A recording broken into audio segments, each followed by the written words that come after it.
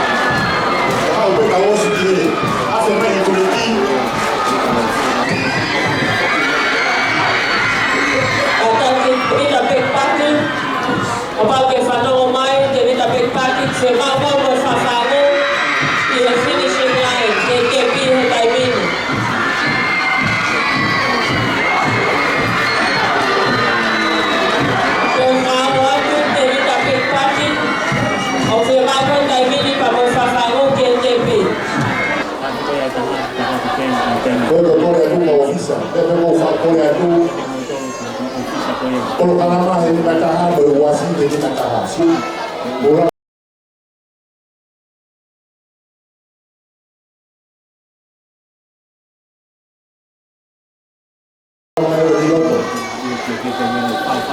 kopi kita hai, dia kopi yang mengemai. Tapi kalau officials tahu tongkat, tahu tahu itu kan Now mama itu ni. cuma boleh tahu kali lah. Now kakak kenal Kenny, ayah atau Kenny itu yang atau orang Tahu betul ni. kata dia nak tahu kopi kita. Kenapa saya nak tahu kopi saya? Ia hari ni besok kalau kau nak kongsi, orang nak kalau kemarin jadi ni keke sesuatu itu kan Tahu, official. kalau pasal pasal ini kan itu mana yang itu hari nak anak saya yang ini sama sama siap saya kalau kamu nak itu kita ini kita akan tahu sama itu ini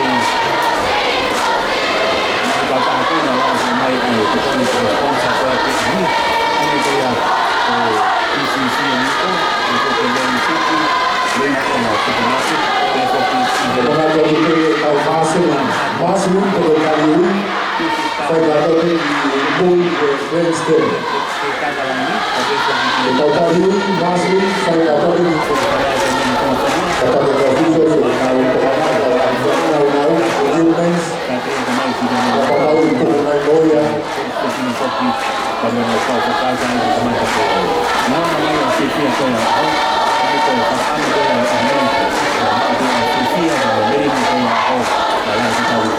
Dia atau Flausi yang kita di kafe, I open boys from the national men. Oh ya, kalau kita itu wafi, punya nafsu kita makan lagi bongkok ini, kata kita official.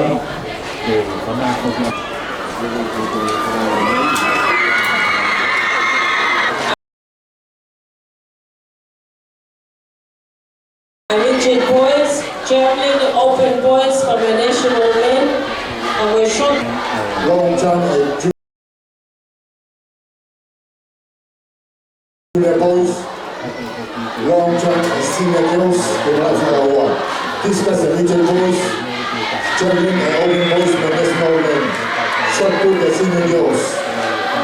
High jump, junior girls, national one. High jump, and open girls, national one. Number ball wall, senior boys. Kita pun sama hati goyang, kita urus atau ini masih ada. Cuma kita urus ini masih ada di sana.